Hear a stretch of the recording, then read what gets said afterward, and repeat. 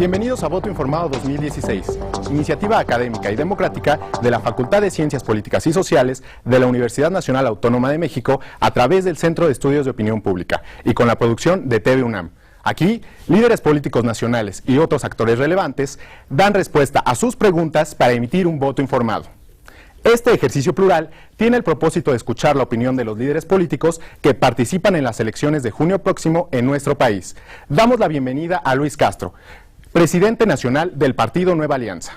La mecánica establecida para este programa contempla las preguntas elaboradas por un comité académico y serán realizadas por nuestros compañeros de manera directa, para lo cual nuestro invitado tendrá un máximo de 2 minutos para responder. Una vez concluido este tiempo, continuaremos con la siguiente pregunta. María Elena López Villegas, estudiante de sexto semestre de la carrera de Relaciones Internacionales en la UNAM. ¿Considera usted que existe una crisis de confianza entre los ciudadanos y los partidos políticos y qué promueve su partido para promover esta confianza? Sin lugar a dudas hay una crisis de confianza, hay un alejamiento, hay una enorme distancia entre los políticos, los ciudadanos y las ciudadanas. No es nuevo, se dejó venir, se vio venir, la responsabilidad principal es de los políticos, que nos hemos ido alejando por decisiones mal tomadas, por decisiones mal informadas, por privilegiar los intereses del partido o los intereses de determinado gobierno o por coyunturas inmediatas nos han llevado a privilegiar sus intereses respecto del interés colectivo, de las demandas, de las causas, por confundir la política como un fin y no como un medio que es para transformar la realidad. ¿Qué hacer frente a ello? Pues lo que ¿qué ofrece Nueva Alianza? Pues lo que hemos hecho. Tuvimos como candidato a la presidencia de la República a Gabriel Cuadri, el primer candidato ciudadano en la historia que sin pertenencia a un partido político logró fijar los temas del debate, logramos modificar y abrirle la puerta a lo que hoy se llaman candidaturas independientes. Y afortunadamente encabeza la lista de candidatos de Nueva Alianza para la Asamblea Constituyente de la Ciudad de México. Tenemos que abrirnos, tenemos que ser democráticos, tenemos que comunicar mejor, tenemos que tener un lenguaje claro, llano, sin palabras rimbombantes, hasta ni las puedo decir. Debemos prohibir el verbo coadyuvar, que utilizan todos los políticos y que hace que nadie te entienda nada.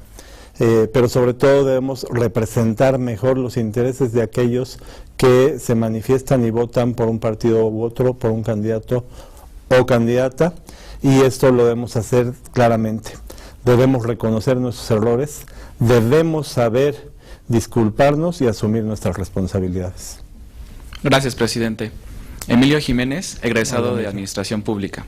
Queremos saber qué consecuencias políticas tienen las candidaturas independientes y cómo afectan estas a su partido. Las candidaturas independientes tienen un origen claro, y ese origen claro es la incapacidad de los partidos políticos para procesar la selección de candidaturas.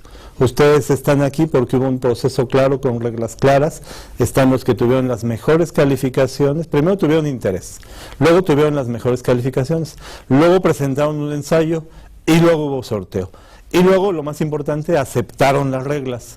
Bueno, los partidos políticos tienen que decir candidatos a presidentes municipales, a diputados locales, a presidentas municipales, a diputados federales, a gobernadores, etcétera. Esas candidaturas, cuando se procesa mal internamente la selección de candidatos, los inconformes antes buscaban otros partidos, cuando ya no es posible o cuando se abre la posibilidad de que confirme o registre la candidatura, vas y te postulas de independiente. Hubo 125 candidatos y candidatas independientes en la elección pasada. De 125 candidatos independientes ganaron solo 6, pero esos 6 son un muestrario como catálogo de ventas. Diputado local, presidente municipal, diputado federal, gobernador, claro, en ese catálogo además muy significativos. Algunos, gobernador de Nuevo León, diputado federal de Sinaloa, en fin.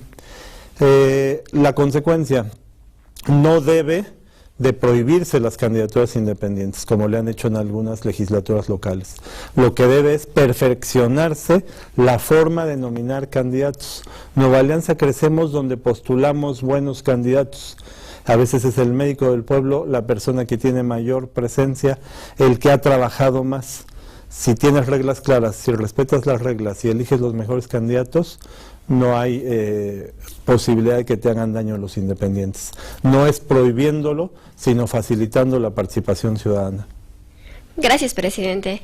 Tania Andrade, de Relaciones Internacionales de la Facultad de Ciencias Políticas. Y mi pregunta es, ¿qué opina o qué propone su partido para enfrentar la corrupción y qué opina sobre el Sistema Nacional de Anticorrupción? Bueno, el Sistema Nacional Anticorrupción debe salir de aprobarse.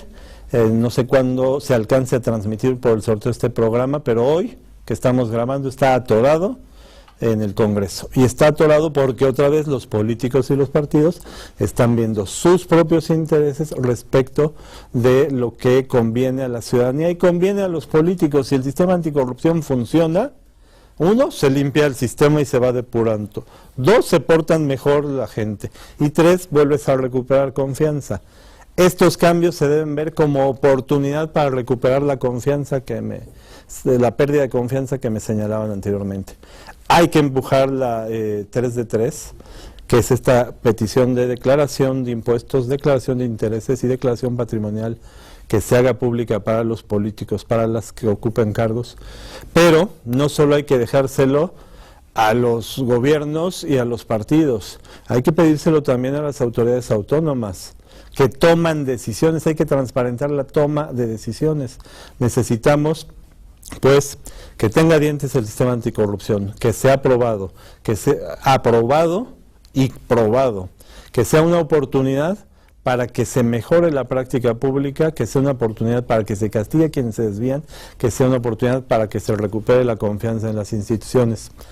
Y por supuesto hay que extenderlo a todos los ámbitos y niveles de representación e incluido en aquellos ámbitos de la sociedad que tienen que ver con la corrupción. Para que haya corruptos tiene que haber varios actores y esos actores están en la sociedad, en los partidos, en los distintos niveles de gobierno. Y si no lo aprobamos, vamos a tener serias dificultades y no recuperaremos la confianza.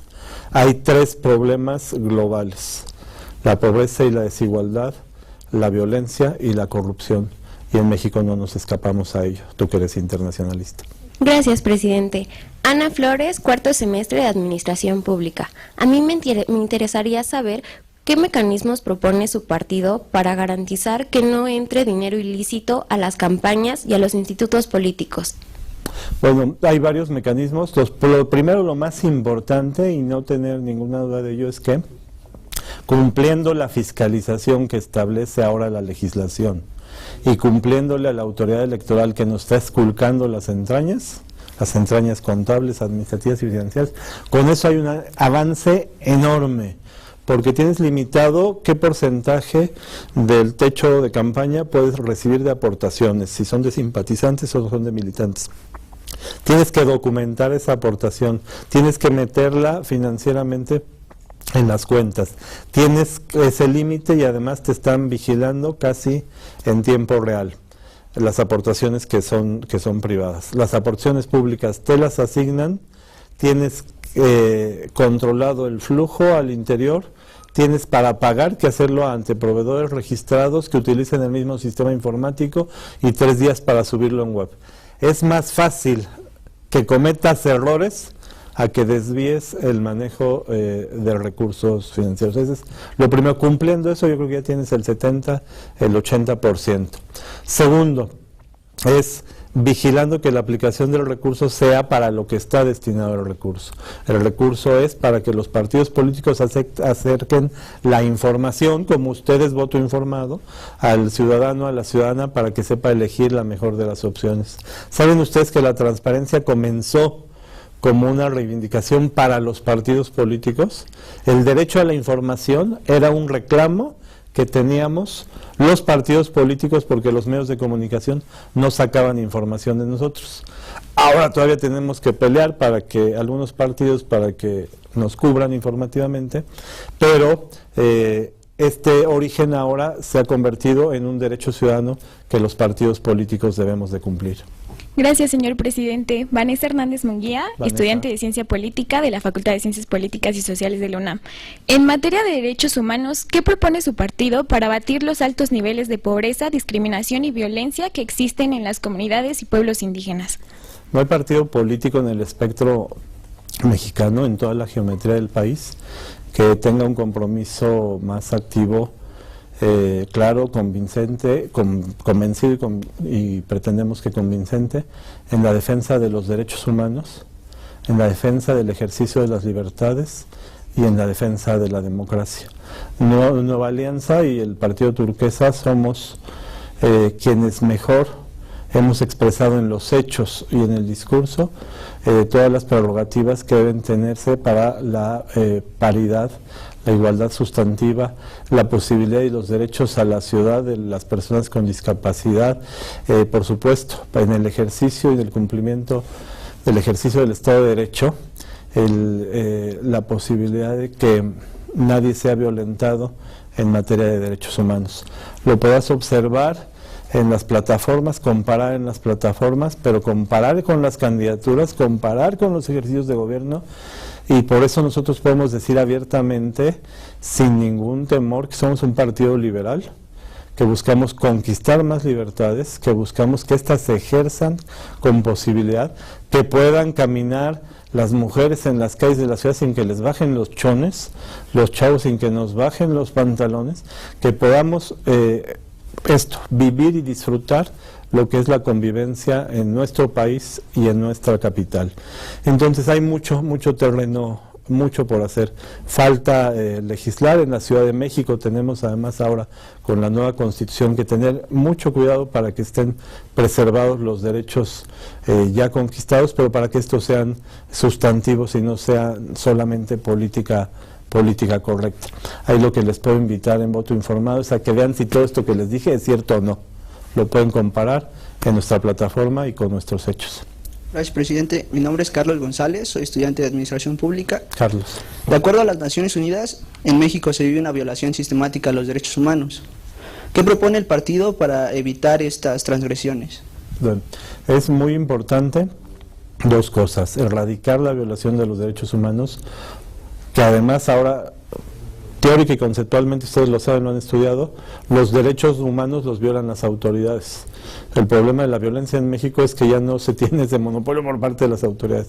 Hay una agresión social y una violencia hacia la comunidad proveniente de distintos grupos y en este caso de nuestro país del crimen organizado también.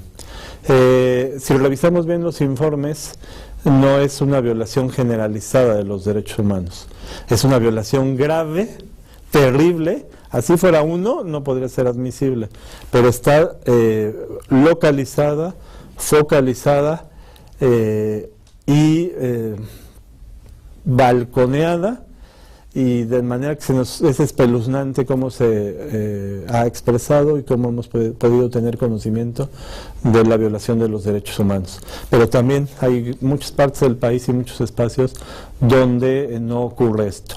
Entonces, lo primero que tenemos que hacer, sin lugar a dudas, y eso lo tenemos que unirnos todas las fuerzas políticas y la sociedad, es garantizar que se cumpla el Estado de Derecho. Esto no solo buenas leyes, sino lograr que las cumplamos. Dos, ha sido importantísima la denuncia ciudadana ante cada uno de estos acontecimientos.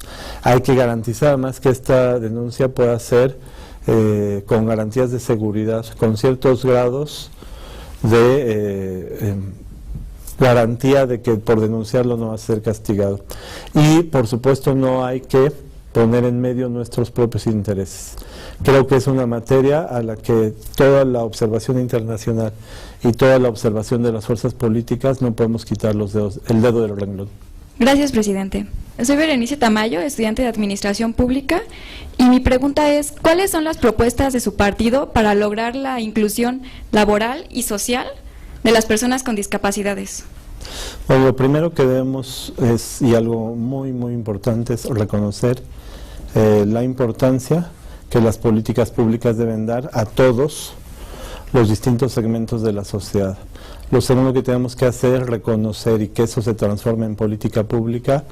El propio concepto es el ser una persona con discapacidad no te hace una persona con distintos derechos, sino que tienes que garantizar los derechos plenos.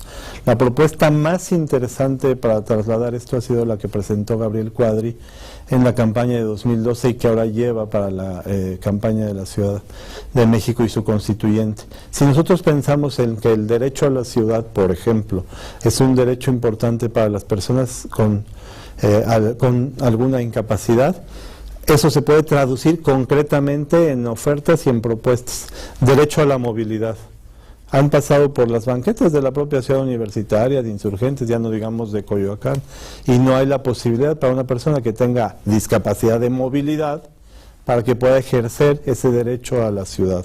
O ya no digas una persona que sea ciego, débil visual, no existe esta posibilidad de que puedas disfrutar los espacios públicos, de tener la posibilidad de transporte público seguro, tener todo esto. Entonces hay políticas públicas concretas que debemos atender. Nuestro partido construyó una agenda de políticas públicas a partir del diálogo que sostuvimos con Gabriel Cuadri y con las distintas asociaciones de personas con discapacidad, con distintos grados de especialidad de estas asociaciones. Hay un trabajo muy importante de la sociedad civil para exigir y garantizar los derechos, y Nueva Alianza los va a empujar hasta donde tope. Gracias, presidente. Denise Maldonado, estudiante de sexto semestre de Ciencia Política en la UNAM. Ante la situación de violencia y represión que enfrentan los periodistas en el país, ¿qué propone el partido para garantizar su libertad de expresión? Lo que señalas es muy grave, de mucha estridencia, focalizado en estados como Veracruz, que concentra el mayor número de agresiones a periodistas gráficos o periodistas, pero también se ha presentado en el norte.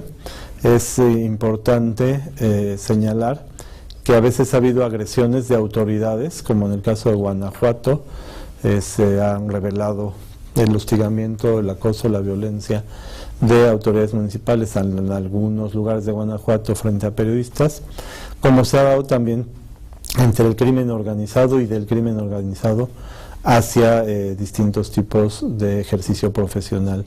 Entonces se tiene que garantizar la libertad de expresión, por supuesto, se debe, y esta era una discusión que he tenido. Yo fui presidente de la Asociación de Corresponsales de Prensa Extranjera hace algún tiempo, y en seminarios y discusión sobre esto, porque esto sucede en varios países del mundo, decíamos, ¿por qué tiene más derecho un periodista que muere en el ejercicio de su profesión que un albañil que muere en mayores proporciones en el ejercicio de trabajo en la industria de la construcción? Los accidentes, entonces era algo que planteaba un periodista europeo. Entonces decíamos, no es un problema de derechos, por supuesto es tan condenable los accidentes laborales que tienen que ver en distintos oficios y profesiones, como lo que pueda tener alguien que está trabajando por informar a los demás. Él se refería a la decisión de un corresponsal de guerra, pues está arriesgando, tomando su propio riesgo. Bueno, lo más importante, en este caso la trascendencia, es porque un periodista o un comunicador está cuidando la libertad de expresión y el derecho de la sociedad a la información. Gracias, presidente. Acá, Ulises, egresado de la Facultad de Economía. ¿Usted considera que implementar el mando único policial reducirá los niveles de violencia y baja calidad de los cuerpos policíacos, tanto a nivel municipal como estatal? Sin duda el mando único ayuda, también lo propusimos mucho antes de que sea todo este debate. Gabriel Cuadri lo planteó en la televisión en el debate presidencial. El mando único sin duda es una medida que contribuye al control, a la organización y al desarrollo de lo que es una responsabilidad pública, brindar seguridad. Pero ni es suficiente ni es exclusiva y no puede ir sola. Y si está contaminada la policía, lo mismo está contaminada con muchos mandos, más grave que esté contaminado ese mando único. ¿Qué quiero decir con esto? Por supuesto que si un gobernador manda sobre la policía del Estado pero no mandas sobre la policía municipal en 300 municipios o en 400 o 500 municipios que pueda tener una entidad compleja y grande, o una entidad como Aguascalientes que tiene menos municipios, o como Baja California que tiene 5 municipios. Entonces no es una solución mágica ni una solución única. Siempre es más fácil que la organización funcione con un mando centralizado, con jerarquía clara, con mecanismos de control. Pero hay que prepararla a ese mando único, hay que vigilarlo, hay que capacitarlo, hay que pagarle bien, hay que establecer que tanto su coordinación con otras instituciones y agencias públicas de seguridad tengan también una estrecha relación y vinculación. Para combatir al crimen organizado, sí necesitamos profesionalizar a los aparatos de seguridad del Estado, sin lugar a dudas. Pero para combatir el crimen organizado también necesitamos mejores condiciones de justicia social y de equidad entre los mexicanos. Gracias, presidente. François Dergal, de la Facultad de Ciencias Políticas y Sociales, estudiante de Ciencia Política, 4º semestre. Quisiera saber cuáles son las propuestas que tiene su partido para disminuir los índices de violencia en el país y sus propuestas para combatir el crimen organizado. Bueno, se relaciona mucho con la pregunta anterior.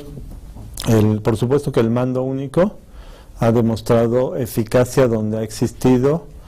La Ciudad de México es uno de los ejemplos donde existe no solo mando único, sino hasta antes de esta reforma política, una línea de ratificación del nombramiento por parte de la Presidencia de la República. Compleja, grande, muy habitada, pero ha contribuido el mando único a establecer ciertos márgenes o recuperar ciertos márgenes de seguridad que la han hecho más o menos habitable, que se comienzan a deteriorar y por eso decía no es la única medida. Por supuesto que todos los mecanismos de control de confianza para aquellos que tienen bajo su responsabilidad el combatir el crimen organizado, la profesionalización, la inversión en policía científica, la inversión en inteligencia, pero inteligencia enfocada a analizar, a intervenir y combatir el crimen organizado y no desviada de sus objetivos, el uso racional de los recursos, mecanismos sociales de participación y de vinculación con los responsables de la seguridad, por un lado, pero por otro lado una serie de políticas públicas que contribuyan a la seguridad y incluso atravesadas con políticas de género, y pondré algunos ejemplos que pueden ilustrarlo. Ustedes se han fijado que si van por una calle de la ciudad, las farolas, los faros, los postes de luz alumbran al paso de vehículos, no alumbran a las banquetas. Y los vehículos normalmente traen luces para adelante, para atrás y adentro. Entonces una política pública que fomente al peatón o que busque la seguridad, o además alumbra las banquetas y aceras, o privilegiadamente alumbra o debe iluminarlas. Gracias, presidente. Adriana Escamilla, egresada de la Facultad de Ciencias Políticas y Sociales. Egresada ya. Le realizaré algunas preguntas de posicionamiento en torno a la vida pública de México. Me hablaron de ti, tengo que contestar sí o no. Las opciones de respuesta son a favor o en contra, o tienen la posibilidad de abstenerse. ¿Su partido está a favor o en contra de legalizar el consumo recreativo de la marihuana? A favor. ¿Su partido está a favor o en contra de eliminar el fuero a los funcionarios públicos? A favor. ¿Su partido está a favor o en contra de la revocación de mandato? A favor. ¿Su partido está a favor o en contra de la adopción de hijos por parte de parejas del mismo sexo? ¿Su partido está a favor o en contra de la presencia de soldados y marinos realizando tareas de la policía? A favor. ¿Su partido está a favor o en contra de utilizar recursos públicos para la construcción de estadios deportivos de uso profesional? En contra. ¿Su partido está a favor o en contra de incrementar el impuesto a la tenencia vehicular en ciudades altamente contaminadas? A favor. ¿Su partido está a favor o en contra? Fue idea nuestra, ¿no va? Síguele. ¿Su partido está a favor o en contra de aplicar pruebas estandarizadas para la evaluación de alumnos, para la evaluación docente?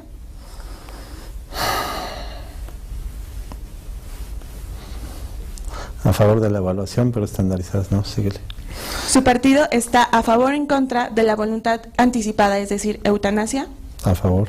¿Su partido está a favor o en contra de las fotomultas vehiculares? A favor. ¿Su partido está a favor o en contra de la extradición a Estados Unidos de criminales de alta peligrosidad como Joaquín Guzmán Loera?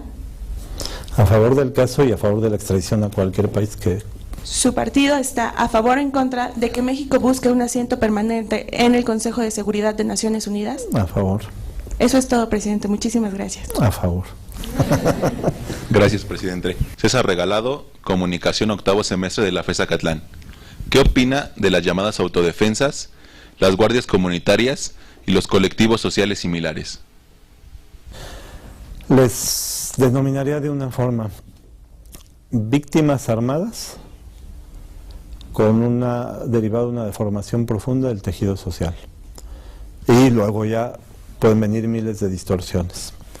Pero es a partir de que la autoridad no puede garantizar seguridad, a partir de que los malos y el crimen organizado de una u otra forma empieza a penetrar y a desviarse del tráfico, de la producción y tráfico del comercio de estupefacientes, y se empiezan a meter otro tipo de extorsiones o de invasión o de reclutamiento entre la sociedad, cuando les impiden a los aguacateros de Michoacán o a los limoneros producir y vivir de ello, y cuando pasan y reclutan, y cuando una familia tiene a sus hijos o desaparecidos o reclutados por los malos, pues se convierten en víctimas armadas y surgen estos diferentes tipos de denominaciones. Pero una vez que empiezan a funcionar, una vez que la autoridad se empieza a relacionar con ellos y van teniendo ya un despliegue y distintas evoluciones. El que existan es el reflejo y el síntoma de que algo no está funcionando bien en la necesidad de ofrecer seguridad a nuestros compatriotas en cada uno de los estados donde ellos sucedan. El que existan es un síntoma de la desigualdad social. El que existan es un síntoma de que alguien se hace justicia por su mano, aunque sea para defender lo más cercano y el entorno. Lo que no debemos hacer es ni condenarlas ni aceptarlas, sino trabajar profundamente en recomponer el tejido social. Muchas gracias, presidente. Alejandra Tecorralco, estudiante de Relaciones Internacionales en la Facultad de Ciencias Políticas y Sociales. Mi pregunta es, ¿qué propuestas tiene su partido para atender el aumento de los casos de violencia de género que se han dado en el país? Hace rato mencionaba que no hay partido político que tenga una mejor agenda en materia de promoción, políticas de promoción para lograr la igualdad sustantiva. No lo tenemos solamente en materia de discurso, no lo tenemos solamente como propuestas de políticas públicas, sino que poco a poco, y no sin lentitud y rezagos, lo vamos utilizando como una práctica interna. Y además, como somos un partido liberal, esta es una aparente contradicción, porque si somos liberales puros no debería haber factores de discriminación positiva, pero entendemos cómo hay que quitar obstáculos y para acelerar este proceso hay que trabajar mucho. Entonces, hay propuestas concretas. Tenemos más de 10 propuestas, tenemos una agenda que en esta campaña estamos llevando de 10 políticas públicas que contribuyan a mejorar la posibilidad de la mujer en México en todos los órdenes. De entrada, hay que trabajar mucho para que se puedan tomar decisiones y fortalecer el derecho de la mujer a decidir. 2, que pueda denunciar con libertad y con seguridad cuando es violentada, cuando tiene algún tipo de agresión. 3, debemos generar y garantizar la información y la protección suficiente para que se reduzca el número de jóvenes embarazadas, adolescentes embarazadas, pero también los mecanismos de protección para que puedan hacer su vida una vez que resultaron embarazadas. En fin, son una serie de medidas que estamos desarrollando hasta de política urbana, de política de ciudad, para que se puedan trasladar. No puedes poner una parada de autobús junto a una fábrica de obreros sin generar condiciones que después se conviertan en violencia. Debemos de generar una homogeneización en la legislación local. Nueva Alianza ha detenido que se criminalice a la mujer por el derecho a decidir en varios estados, en Zacatecas, en el Estado de México. Se me acabó el tiempo, podría seguirme. Gracias. Alondra Lozano, estudiante de Relaciones Internacionales de la Facultad de Ciencias Políticas y Sociales. Y mi pregunta es, ¿qué propone para garantizar la correcta implementación del nuevo sistema penal acusatorio, particularmente los juicios orales? Son varias cosas. Lo más importante es la capacitación, porque es nuevo y nadie lo sabe ejercer. Está recientemente incorporándose y tiene que aprenderlo todo el mundo. Abogados defensores, quienes acusan o fiscalizan, investigadores, jueces, los propios denunciante, denunciado o víctimas según se trate. Entonces el proceso de formación y capacitación es vital en la implementación y además se nos está agotando el tiempo, porque hay un plazo para que empiece a funcionar en todo el país y no todos los estados han tomado las medidas conducentes. Entonces, primero es la formación y capacitación de los actores involucrados. Algo relevante, muy relevante, es instalaciones adecuadas, porque no puedes generar procesos de conciliación, no puedes generar que haya tribunales, ojalá fueran tan bonitos como este set, donde pueda estar funcionando esta forma de atender y de impartir justicia. Y las campañas de información y de acceso a la información de cómo se van a generar esta forma de ejercer justicia, cómo denunciar, cuáles son las instancias de mediación, la participación multidisciplinaria en la mediación que va a buscar la conciliación antes de que se llegue a precisamente un juicio en este caso. Entonces es un proceso largo y por supuesto también necesita recursos nacionales y recursos internacionales, porque el rezago en la impartición de justicia es mucho, la poca aportación del sistema penal a ganarle al crimen organizado es relevante y lo necesitamos hacer rápido o el nuevo sistema va a generar mayores retrasos. Gracias, presidente. Dalia Vázquez, estudiante de Ciencia Política, actualmente cursando el 6º semestre en la UNAM. De acuerdo a cifras del Banco de México, nuestra balanza comercial sin petróleo ha sido deficitaria los últimos 25 años, con excepción de 4 meses en ese lapso. A mí me gustaría saber qué propone su partido para convertir a las exportaciones en motor de crecimiento constante. Algo que hemos planteado en todo momento es que lo que queremos desde Nueva Alianza para México, lo que queremos desde Nueva Alianza para cada uno de los estados de la República, lo que queremos para nuestra ciudad es prosperidad. Y la prosperidad se construye si somos productivos, si somos competitivos y si logramos que nuestros productos no solo abastan la parte que pueden abastecer, sino que en el intercambio comercial las exportaciones nos dan recursos para conseguir aquellos productos que no podemos abastecernos nosotros solos. Hemos tenido propuestas muy importantes, mencionabas para analizar la balanza de México, quitabas el petróleo. La propuesta más agresiva en todo el espectro político fue la de Nueva Alianza para liberalizar a Pemex, pero con transparencia y sin corrupción, proponiendo que cotizara en la propia bolsa, lo cual vigilaría y evitaría que hubiera suspicacias en las licitaciones por la ronda 1 o la ronda 2. Entonces eso es muy, muy importante. Lo que tenemos que hacer es ser más competitivos, ser más productivos, tener mejor calidad, y eso nos es favorable en la balanza. Ahora tuvimos balanza superavitaria con Estados Unidos en materia de productos agrícolas en los últimos meses de este año. No es tendencia todavía, pero tiene que ver con la calidad del producto y con la posibilidad de trasladarlo con toda una serie de logística, y para eso debemos invertir mucho en educación, invertir mucho en la formación postuniversitaria o vinculada a la empresa, debemos invertir mucho en infraestructura, debemos invertir mucho en logística y también en la promoción de los productos. Gracias, señor presidente. Sandra Maldonado, Estudios Latinoamericanos, 2º semestre de la UNAM. Algunos economistas afirman que aumentar el salario mínimo puede provocar inflación y desempleos. ¿Cuál es su postura ante las propuestas de subirlo? Lo hemos dicho con claridad frente a el falso debate creado y ahorita les digo por qué es falso debate. Nueva Alianza no nos estamos planteando el parámetro del salario mínimo. Nos estamos planteando que el salario debe ser justo. Debe de corresponder en esa contraprestación al trabajo que se desarrolla y debe tener ciertas características. Una mujer debe ganar lo mismo que un hombre por un trabajo igual.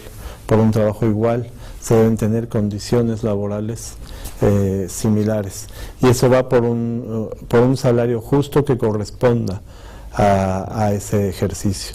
El salario mínimo se convirtió en México en una unidad de medida, en un rango para poner infracciones o multas y en un mecanismo que en algunos casos se convirtió en el techo para las prestaciones sociales. Te doy el salario mínimo para meterte al IMSS con ese referente y todo lo demás te lo pago por fuera. O generando que quienes trabajan en servicios, su verdadero ingreso sea por las propinas y no por el salario mínimo. Entonces en Nueva Alianza planteamos un salario justo.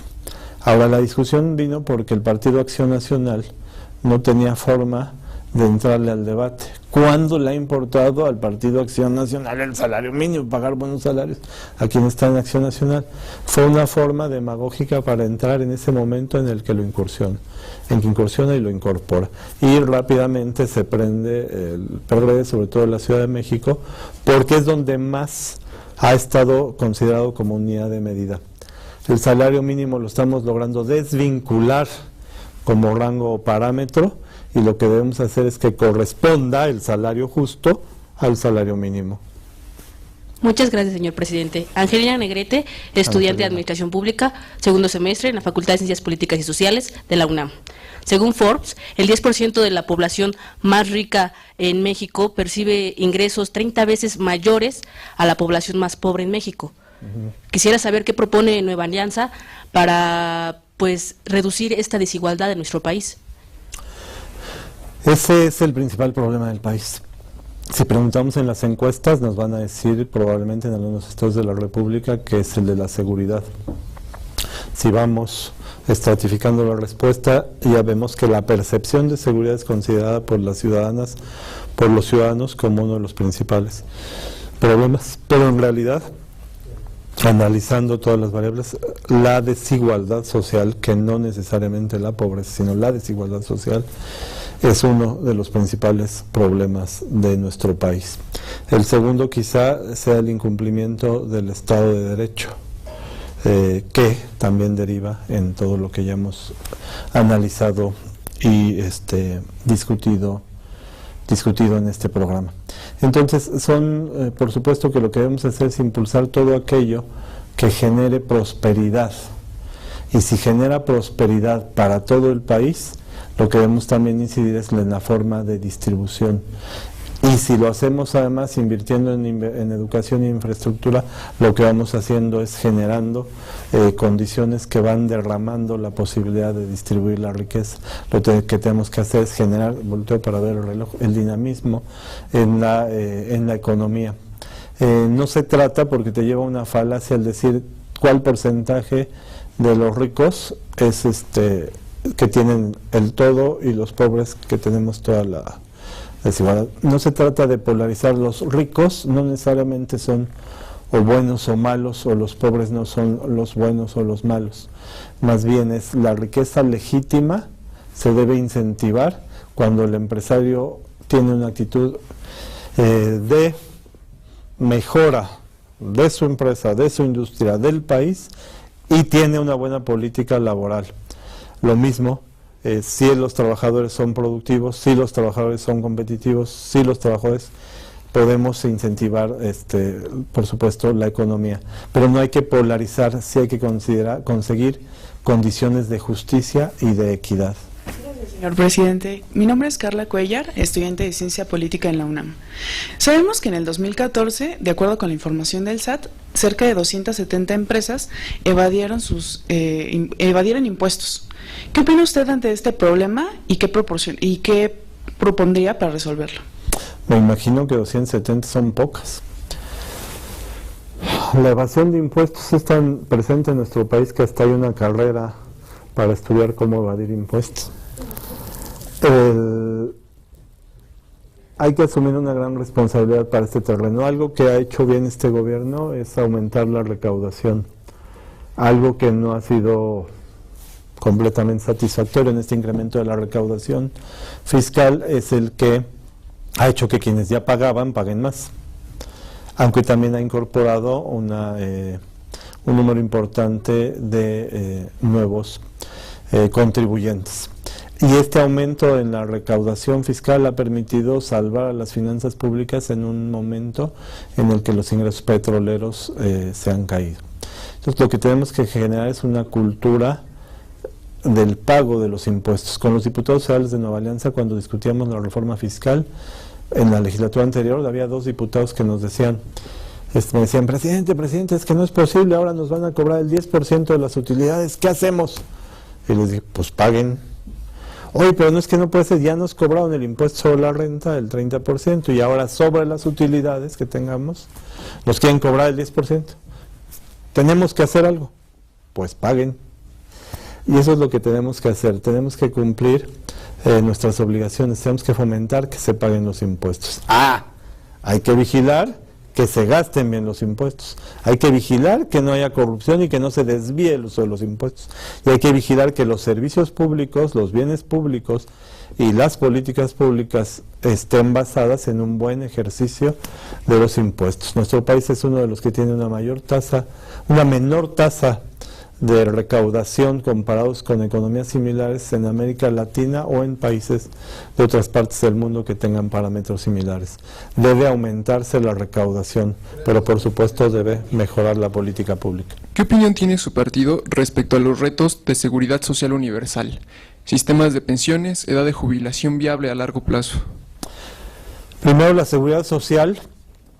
Fue también Gabriel Cuadri, candidato presidencial de Nueva Alianza, el primero en proponer que se generara la homologación de todos los servicios de seguridad social y además que todo el mundo tuviera, que fuera universal la posibilidad. Pero esto tiene que hacerse saneando y haciendo la reingeniería de las instituciones, no nada más abriendo las ventanillas y repartiendo hits, porque la calidad de la atención de los servicios en la seguridad social, por cierto, los felicito y a todos ustedes tienen derecho a la seguridad social, según se ha anunciado recientemente.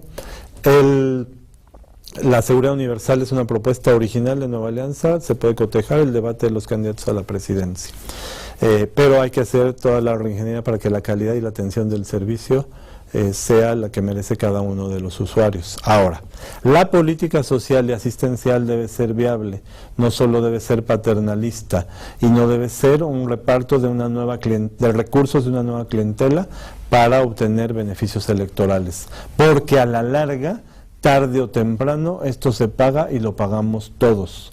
Sí debemos atender a las personas, sobre todo en una sociedad que envejece o una pirámide poblacional que se achata de su base, sí debemos atender a la tercera edad, sí debemos atender a los estudiantes, sí debemos atender a las madres solteras, sí debemos tener una política social, pero tiene que estar basada en unas finanzas públicas sanas y en la posibilidad de generar condiciones de trabajo, de oportunidad y de generación de riqueza de cada uno de estos grupos sociales.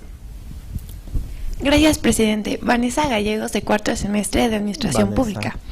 De acuerdo con la información del INEGI, la mitad de los mexicanos tenemos alguna situación de pobreza. Dígame, por favor, cuáles son las propuestas que tiene su partido para mejorar nuestra calidad de vida. Lo primero y lo más importante, y no creo que no lo podamos rebatir, es invertir en educación pública. La educación pública ha demostrado ser el mejor sistema y la mejor red de vasos capilares para el ascenso social. La preparación es lo que más oportunidades da a las y a los jóvenes para enfrentar a un mundo competitivo, a un mundo desigual. Y la educación pública que ha logrado eso, y qué institución lo ha hecho mejor que la Universidad Nacional Autónoma de México, la educación pública todavía tiene serios rezagos y problemas graves de atención, sobre todo donde se concentran las partes del país donde se concentran los mayores grados de pobreza. No es de extrañarnos que toda la evaluación negativa o los niveles más bajos en las evaluaciones, tanto de alumnos como de maestros.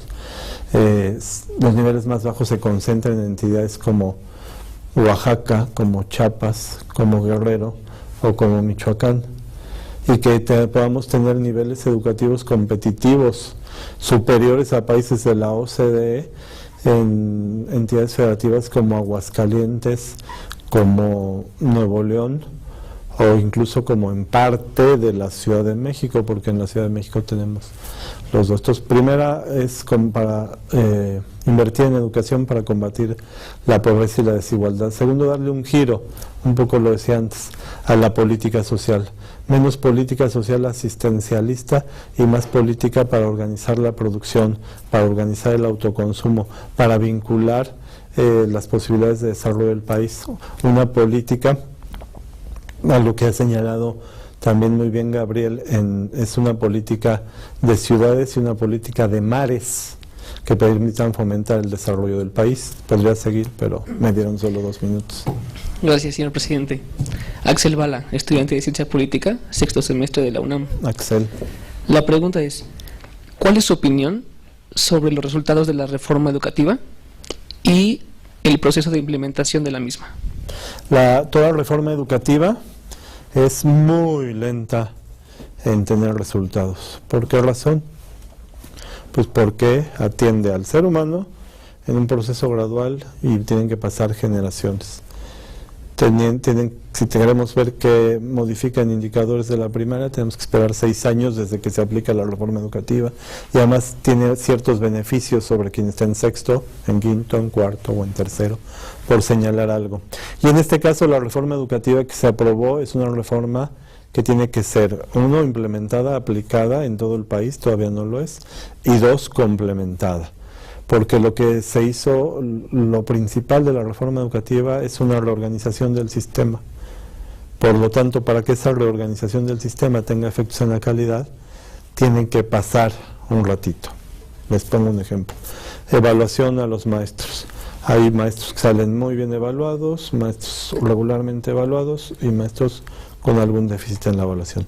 Tienes que tomar a unos maestros y formarlos y prepararlos, no solo para que su siguiente evaluación sea adecuada, sino para que tenga impacto en la calidad de la educación que imparte, que es el objetivo final. La evaluación no debe ser el fin o el objetivo, sino es el medio para identificar los factores en los que tienes que incidir. Si apenas vamos en la primera evaluación, entonces los resultados son de largo plazo, pero son estratégicos. Hay que meterle mucho a la formación, al sistema de formación y desarrollo profesional docente. Hay que meterle mucho también a que se aplique este programa que se anunció para la infraestructura escolar, que va a ser muy importante, pero que apenas está anunciado. Las escuelas apenas empiezan a ser reparadas. Entonces no puedes pedir la calidad y el beneficio de la reforma a una escuela sin baños y sin luz o sin conectividad. Gracias, presidente. Aline Cruz, estudiante de 6º semestre de la carrera de Relaciones Internacionales en la UNAM. En México el promedio de educación es de segundo de secundaria. ¿Qué propone su partido para disminuir esta deserción y garantizar la conclusión de la educación básica? Entonces señalaba un poco antes, lo que tenemos que hacer es una reforma al sistema de formación y desarrollo profesional docente, que se cumpla la ley del Sistema Nacional Profesional Docente. Si tú mejoras, está comprobado que una de las variables que mejoran la calidad de la educación es la formación del magisterio, y además eso genera mayor motivo, compromiso, convicción y orgullo. Pero también tienes que combatir aquellos fenómenos extraescolares que están dificultando el acudir a la clase. Si hay condiciones sociales de rezago, si hay distancia en la escuela o si hay violencia en el entorno de la escuela, te dificulta ir a la clase. Si tienes problemas de alimentación y de deficiencia alimentaria, te genera una debilidad. Vas a la clase, pero tienes dificultad para mantenerte despierto. Espero que aquí no les suceda a ustedes que tengan dificultades para mantenerse despiertos en clases. A veces es culpa del maestro si mantiene un solo tono. Pero el desayuno escolar el que la familia tenga la posibilidad de mantener al hijo o a la hija en la escuela, el acceso, cuántas comunidades son con poca población y sin la posibilidad de la infraestructura escolar, la importancia de la teleeducación. La telesecundaria ha sido muy importante para el desarrollo del país. Y aplicar la reforma educativa a la ley en aquellos estados donde no se ha cumplido. Muchas gracias, señor presidente. Roldán Espejer Carrillo, de la Facultad de Ciencias Políticas y Sociales, estudiante de Ciencia Política, cuarto semestre. ¿Qué propone su partido para reducir el número de jóvenes que no estudian ni trabajan? Me gustó el verbo que utilizaste, reducir. Debemos de ampliar las oportunidades de trabajo y de estudio para los niños. Solo decir de broma que a nuestra edad el problema ya no es de los niños, sino de los yanis. Ya ni esto, ya ni lo otro.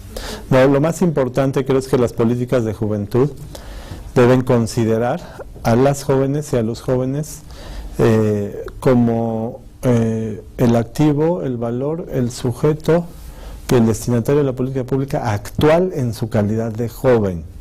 ¿Cuántos políticos no les han dicho, y a los que van a venir a grabar después, ustedes van a estar siempre o van cambiando ustedes? ¿No saben todavía? Bueno, cuando vean el programa o estén ustedes preguntándole a los siguientes políticos, les van a decir, es que los jóvenes son el futuro del país. Y yo les voy a decir que no. Ustedes y los niños no son el futuro del país. Lo siento. Son el presente del país. Son jóvenes ahora, en el futuro ya no son jóvenes. Entonces tienen derecho los jóvenes a ser tratados como jóvenes, a ejercer como jóvenes, a vivir como jóvenes. Y se requiere o chamba o posibilidad de estudiar, y se requiere divertirse, y se requiere interrelacionarse, y se requiere comportarse como jóvenes, y la sociedad y el Estado debe hacer que los jóvenes puedan ser jóvenes. Obligación de los gobiernos, obligación de los partidos, crear condiciones de oportunidades de estudio, oportunidades de chamba, oportunidades de recreación, oportunidades de deporte, oportunidades de intercambios culturales, oportunidades de viaje, oportunidades de descubrimiento. Oportunidad para los jóvenes es oportunidad para el país. Hoy, y se me acabó el tiempo que ahí también tengo. Laura Rosas, estudiante de sexto semestre de Relaciones Internacionales en la UNAM. En los últimos años, el embarazo adolescente ha aumentado. ¿Cuál es la postura y qué propone su partido para solucionar este problema? Tiene que haber una política pública que permita informar, dotar de la información suficiente a tiempo a las mujeres y a los hombres, porque digo, en esto siempre hay dos, ¿verdad? Debemos de generar la política de atención y de orientación para que puedan tomar cualquier decisión. La legislación debe ser favorable para que esté informada, para que sepa la adolescente que es su derecho decidir, que es padrísimo ser madre, aunque es padrísimo ser madre, o que es madrísimo ser madre, pero mucho tiempo después, soltera, rejuntada o casada, hay que darle información, hay que darle atención médica, social y preventiva, hay que darle información. Y si sucede que se embaraza, y si sucede que es madre adolescente, hay que darle la posibilidad asistencial para que continúe estudiando o tenga oportunidad de desarrollo y no tenga que renunciar a una vida por una decisión o mal tomada o que ella no tomó. Y esto lo tenemos que hacer con modificación de ley, con reorganización de la política asistencial y sobre todo con educación, cultura e información sexual. Hubo un aumento de las jóvenes adolescentes en nuestro país y casualmente ese aumento del embarazo entre adolescentes fue después de 12 años de gobierno por el PAN. ¿Y qué pasó? ¿Qué dejó de hacer el Estado, el gobierno, durante ese momento en materia? Dejó de informar y de atender. La educación sexual fue la que tuvo un déficit en 12 años de gobierno panista. Muchas gracias, señor presidente. Armando Macías, de la Facultad de Ciencias Políticas, segundo semestre, la carrera de Administración Pública, la UNAM. ¿Qué opina su partido respecto al programa Hoy No Circula y la implementación de este en otros estados? Esta es una de las preguntas que mejor contesta Gabriel Cuadri, pero les puedo decir varias cosas porque además tiene toda la solución integral para el problema para todos los problemas que tienen que ver con la sustentabilidad. Por supuesto que un programa como el Hoy No Circula es una medida extrema que debe de aplicarse, pero como parte de una política integral. No debe ser ni única ni debe ser así. Como está planteado hoy que además este día que estamos grabando, toca no circular, estamos en fase 1 y no circularon 2 colores. Lo que va a hacer hoy es incentivar la compra de coches de segundo uso para poder ir alternando. Se amplía un estímulo a que se amplíe la planta vehicular usada, pero las condiciones de uso no te obligan a que no circulen. Es una medida de autoridad que se tiene que tomar. Entonces no puede ser aislada, no puede ser como está, tiene que ser revisada.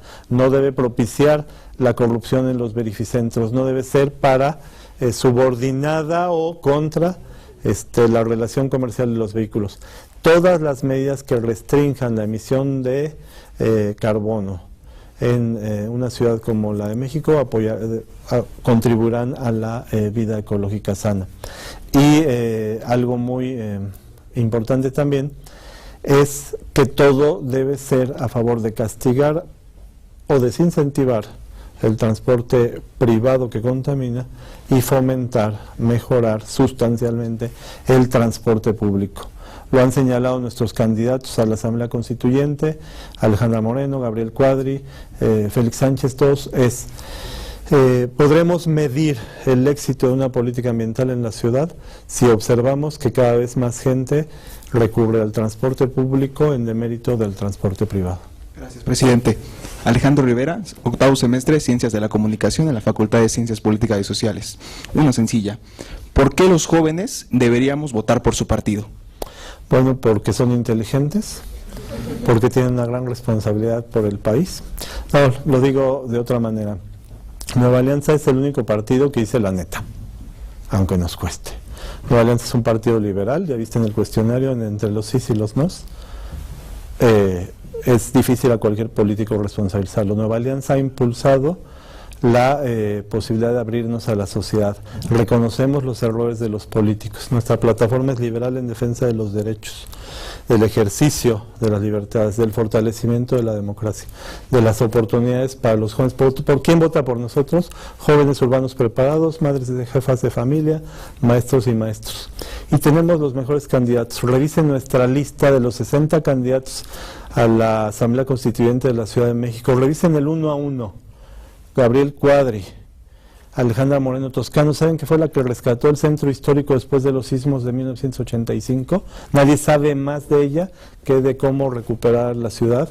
Félix Sánchez, urbanista. Compárenlos con cualquiera de los otros partidos, pregúnselos aquí.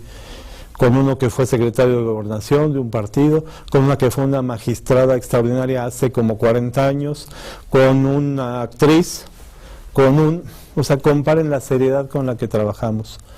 Si queremos cambiar a México, si queremos tener más libertades, si queremos que el voto cuente, la primera decisión es, ¿votamos o no votamos? Si no votamos, ¿qué va a pasar? Otros van a decidir por mí. Votamos. ¿Por quién votamos? ¿Por alguien que mienta, que diga la palabra coadyuvar, que restrinja la educación sexual, que se aleje de nosotros, que puedan ser simpáticos o no, o por alguien que nos dice lo que piensan, la neta, que habla a los ciudadanos y que con seriedad pone candidatos que reflejarán mejor lo que la ciudadanía expresa? El voto turquesa, el voto por Nueva Alianza, les podría decir es un voto por México, no, es un voto por los intereses de cada uno de ustedes, los estudiantes universitarios de esta gran casa de estudios. Muchas gracias, señor presidente, por habernos acompañado el día de hoy. Agradecemos su visita a este foro universitario y el habernos acompañado a Voto Informado 2016, un esfuerzo de la Facultad de Ciencias Políticas y Sociales de la Universidad Nacional Autónoma de México, una producción de TV UNAM con apoyo del Instituto Nacional Electoral, la Dirección General de Televisión Educativa de la Secretaría de Educación Pública y el Sistema Público de Radiodifusión del Estado mexicano. pueden consultar nuestra plataforma multimedia en votoinformado.unam.mx. TED UNAM agradece a ustedes el honor de su atención.